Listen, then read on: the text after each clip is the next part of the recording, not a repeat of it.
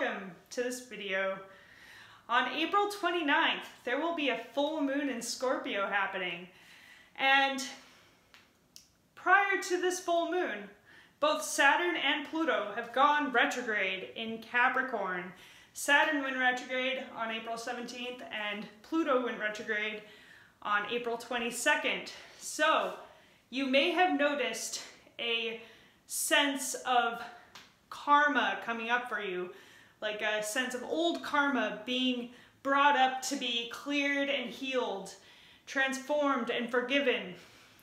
So try not to dwell on past mistakes, and if you are doing that, focus on forgiving yourself and healing those wounds that you may have been feeling, especially because Chiron just moved into Aries, so there is a very deep sense of old wounds within yourself coming up, and a lot of self-reflection, introspection, and also wounds around like your identity even. So be forgiving, be compassionate towards yourself.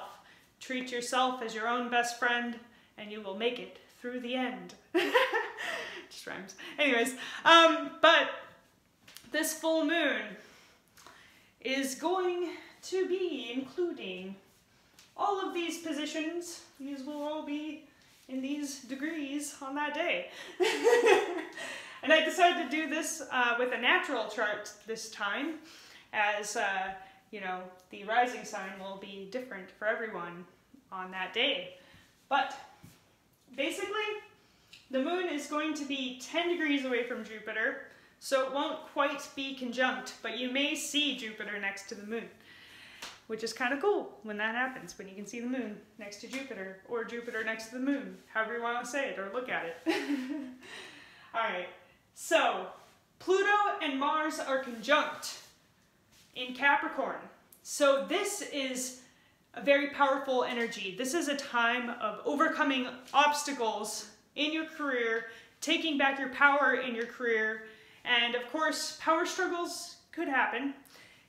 If there is someone who is abusing power, then this could be a time where that really rears its ugly head, especially when it comes to like a boss or somebody like that. So this may be kind of an intense time in the workplace if you have a boss of that nature.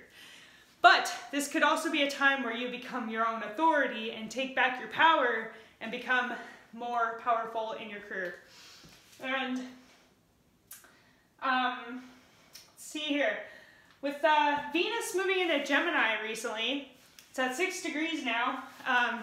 Venus moving into Gemini is usually pretty fun and easygoing and, you know, lovely.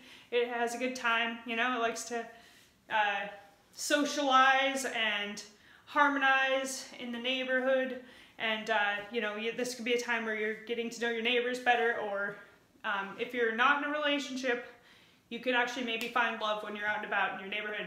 But it just got done, or it's still pretty, you know, in pretty close sextile. Well, it's kind of far now, but 6 degrees versus 0 degrees, that's like a 6-degree gap right now, but it was sextile Chiron in Aries not too long ago. So there could be some wounds around the relationships that you have, or possibly with neighbors, that are being resolved and harmonized. There's a, you know, this is a time for creating more harmony around those things. So if there has been an issue recently, then this is a good time to try to resolve any of those issues that, you know, have, you know, like wounds and such. Yeah, and this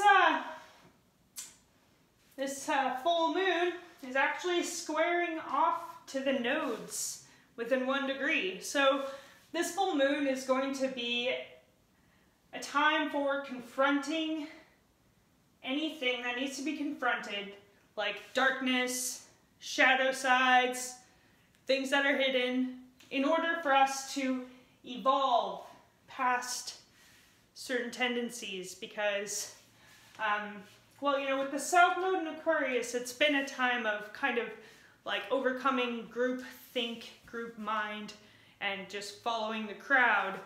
It's about really stepping into your own creativity and your own self-expression and being true to your heart.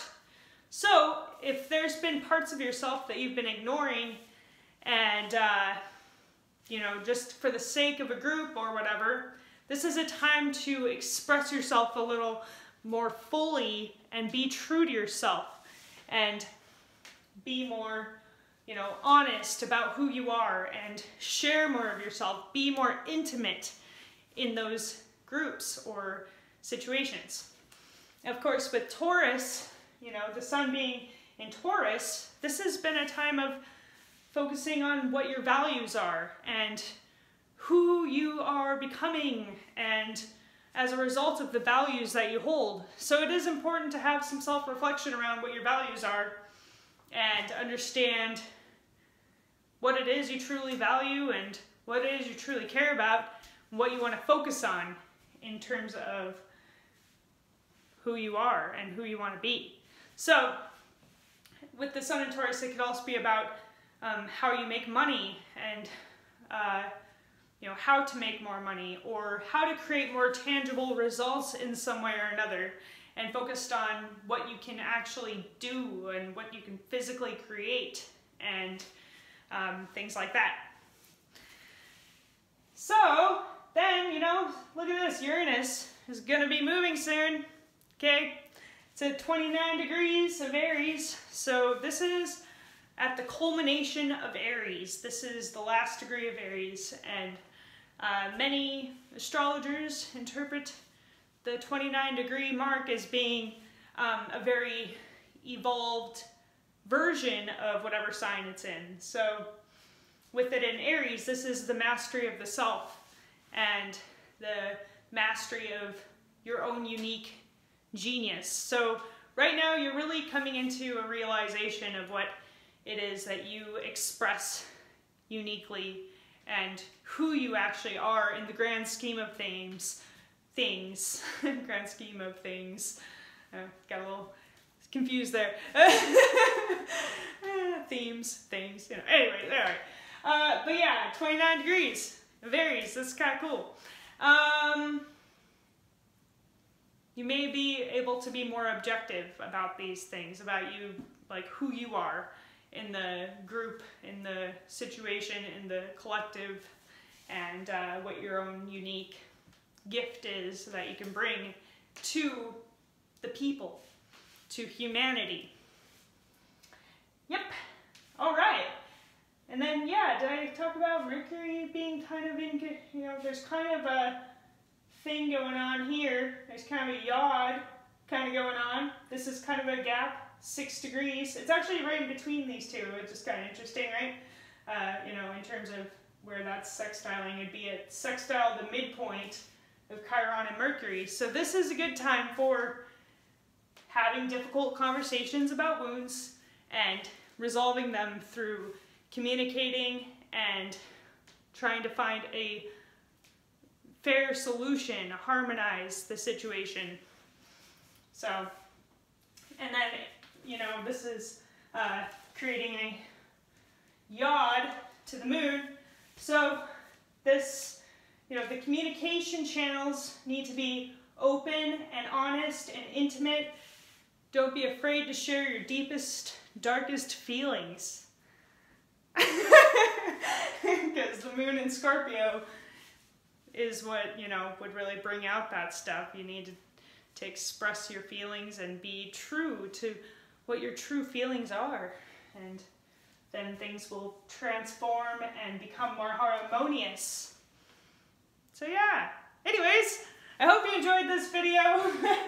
I know it's kind of you know, silly and stuff, but it was fun.